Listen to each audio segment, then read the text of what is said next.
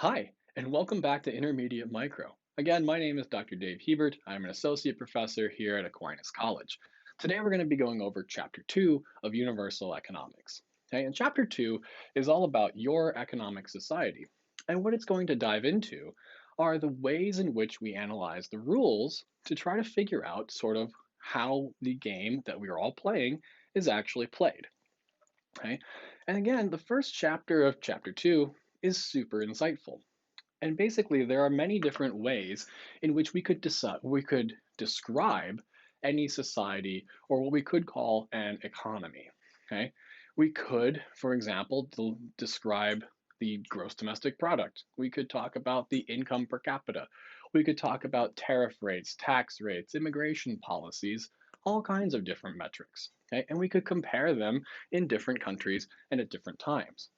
And this might be interesting to some people, most notably macroeconomists, but at the same time, it's not all that useful to people who want to understand a society.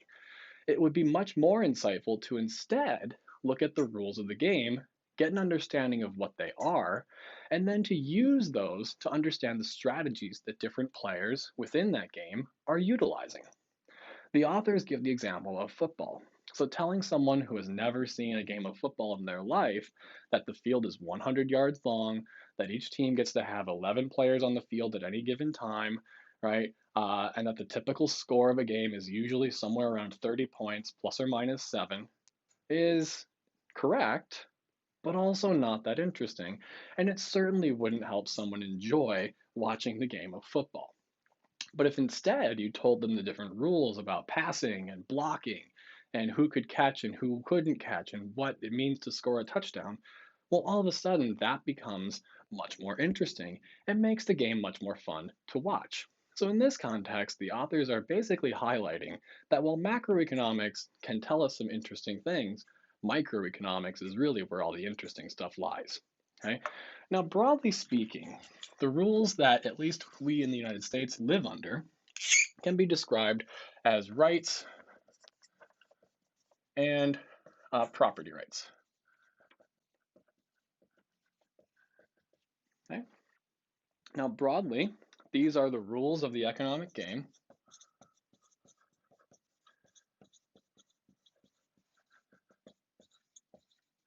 because they delineate what it is that we are allowed to do. Now, we live in a world that is dominated by private property rights. Whether this is the best or the most moral is a separate question for a different class.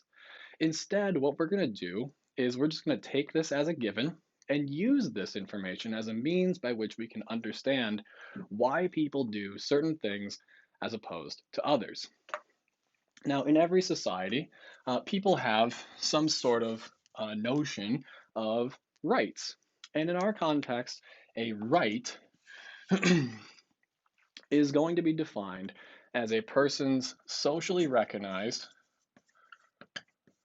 oops,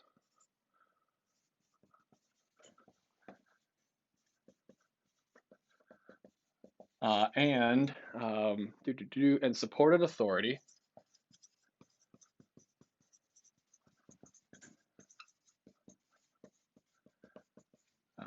to do certain things.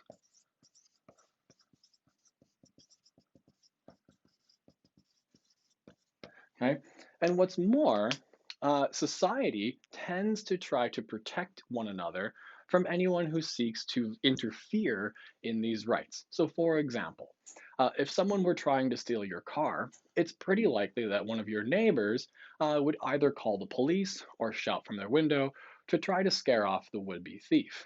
This isn't guaranteed to happen, but it's also pretty likely in most situations. So in this case, what we're saying is that there is a socially recognized and supported authority for you to use your car in certain ways. Okay? And if someone tries to interfere in your ability to do so, society or the community, if you will seek to prevent that. Okay? Now, why does this matter? So imagine if we were comparing, say, the United States with a country like Zimbabwe from just a few years ago without understanding the legal or political systems that these people live both in and under. We might conclude, by looking at the differences in their behavior, that people living in these two countries are somehow different in their very nature. For example, given that the people of Zimbabwe would frequently seek to be paid multiple times throughout the day and then would run to the grocery store or any store to purchase things very quickly, whereas in the United States, people tend to not demand that. We seem to be perfectly fine with being paid once per month or twice per month at most. We might conclude that people in Zimbabwe just value having their money as fast as possible and then getting rid of it, right? And that would just be the difference, okay? And to be sure, that theory would explain the difference between the two countries' people, but it's also not a very satisfying theory. In other words, if we said that different people do different things in different places, well, that's not really all that insightful or interesting. Instead, economists believe that people, no matter where they are by and large the same. We prefer more goods to fewer goods. We face constraints, which we'll talk about later, and we respond to incentives. So instead, in economics, what we like to say is that the same people with different rules will produce a different outcome. This is a much more interesting and insightful mantra because it actually gives us something to analyze: the rules. Now, private property rights are an important part of our everyday lives. Okay, so let's get into what those actually are.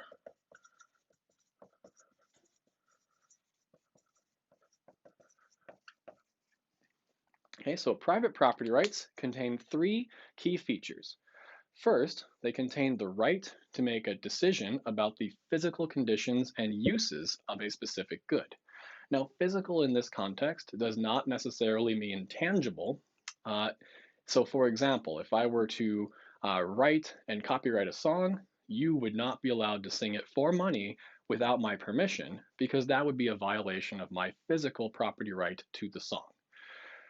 Second, it includes the right to sell the property rights of ownership of the good to other people.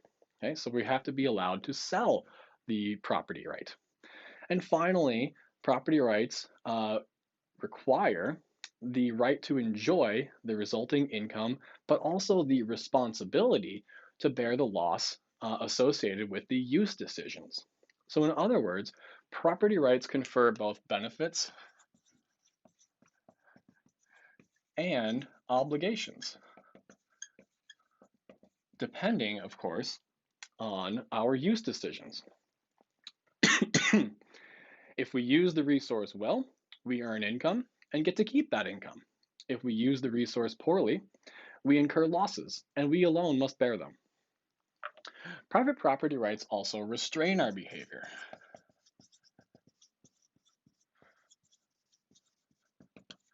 Okay? For example, I am delivering this lecture on YouTube via a webcam that's right there with lecture notes that are down there, which is why I will occasionally look down that way. Okay? I and I alone get to determine what I'm going to use or what that webcam is going to be used for. I and I alone get to determine what that laptop will be used for. If you were to try to use either of those things without my permission, you would be interfering with my private property rights. Now, this gets into sort of a interesting debate about the rights of property versus the rights of people. It's often said that private property rights put the rights of property over the rights of people. This is a misleading statement at best and most likely false, though again, it depends on what the institutional rules are. So private property rights refer to the three conditions I gave previously and not to the physical good itself. So as an example, if I sell you my laptop, in common parlance, we would say that you now own the laptop. But this isn't totally accurate. This is a lot like saying that the US trades with China. At a really surface level, that statement is like kind of true. But really, as we all know, it's more accurate to say that people in the US trade with people in China. Applying this to the laptop scenario, a more accurate way to say this would be that you own the laptop would be to say that you now own the property rights to the laptop. So really, as the authors note, private property rights are rights of people over uses of goods themselves. We're not privileging rights of property because property doesn't have rights. People have rights. Okay? So property rights are rights of people. Now, private property rights protect you from physical damages, again, not necessarily tangible damages, but physical damages, but they don't necessarily protect you from economic damages. So, for example, I am clearly not allowed to break the windows on your house with a hammer. That would be a violation of your physical property rights to the windows or to your house. Okay? I am, however, allowed to build an apartment complex or to improve my house or to do anything that would perhaps lower the resale value of your house, right? In other words, I cannot damage the physical structure of your house, again, tangible or intangible, but I can damage the economic value of your house, right? Now, there are, like all things in life, some complications. So, suppose that your neighbor has a tree in their yard which casts a very nice shadow over your yard, right? And your neighbor decides that they want to chop down the tree. Are they allowed to do so without your permission? Now, you might think that the answer to this question is yes, okay? Because after all, that tree is on their property, they therefore own it, they have the physical rights to it, they have the private property rights to it, so they should, in theory at least, be allowed to chop down that tree. But again, the answer is more complicated than that because it depends on what the physical attributes of your yard are. If the physical attributes of your yard include the shade that is cast by that tree, then they would not be allowed to chop down that tree without your permission. If the physical attributes do not include that tree, then they are. Generally speaking, when buying private property rights to something, you must first identify what the rights include and what is excluded. The less that is included, the lower the market value tends to be. As another example, if you rent an apartment or a house, are you allowed to paint the walls? In some cases, the answer is yes. In others, the answer is no. Generally speaking, the more that you are allowed to do with a property, the more valuable it will be. The less you're allowed to do, the less valuable it will be. Now, this gets into a little bit of a interesting place where we can talk about what are called torts. Okay, so torts are the taking or using of other person's property in an emergency. So, for example, suppose I were out wandering in the woods during the winter time, and it was cold, it was getting dark, I was lost, and I happened across a cabin in the woods. Right, this cabin has a lovely fire. It has, plenty of food inside of it, a nice warm bed, right, and most importantly, a phone that I could use to contact, someone to come rescue me. Unfortunately, the door is locked and the occupants or the owners have clearly not been there for quite some time. Am I allowed to break into the cabin? Okay. Now, in most cases, courts have ruled that the answer is yes. Now, they do typically require that you make the person who owns the cabin whole again. So you repair any damages, you replace any food that you ate or any resources that you used. But again, you are typically allowed to do that in a situation of life and death.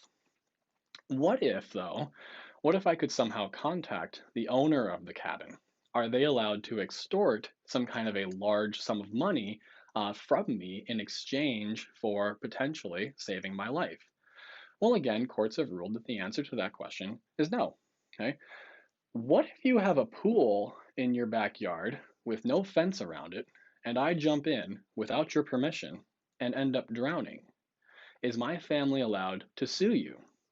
These are super fun questions, and there's a whole body of law called tort law about it. We'll get more into this in a later series when we get into law and economics.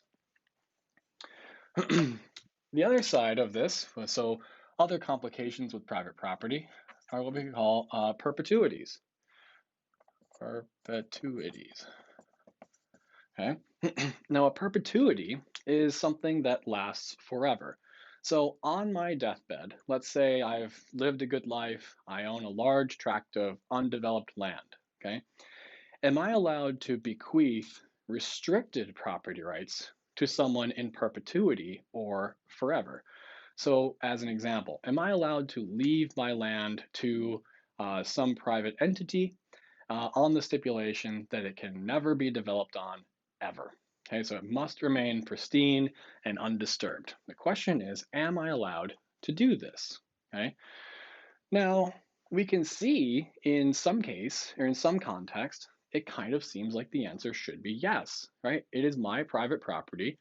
While I am alive, I'm allowed to do whatever I want with it within the bounds of the law and within the bounds of other people's private property rights. I'm allowed to preclude other people from using it for purposes. I'm allowed to restrict its use while I am alive. The question is, does that ability extend even after my death? Okay. On the one hand, we would think that the answer is yes, it's private property. But on the other hand, we can see that if we did do such a thing, it would clearly lead to inefficiencies, as that land may have some very valuable and important use later in the future. Okay, so what we seem to have settled on is that in general, for most things and most times, you can bequeath restricted property rights for 21 years after the death of the persons who were around you when you died. Okay. Now, who constitutes persons who are around you is a matter of contention, which is always a fun one to look at when you look at court documents. Okay. But the idea here is that it would clearly be detrimental to society if these types of perpetuities were enforceable forever. Okay, it would be patently absurd if, for example, some tract of land that was bequeathed in 1800 were precluded from ever having anything developed on it ever, right, or ever being used for anything other than just being land. Okay, as the authors say, the dead hand of the past is not allowed to overrule the invisible hand of the future.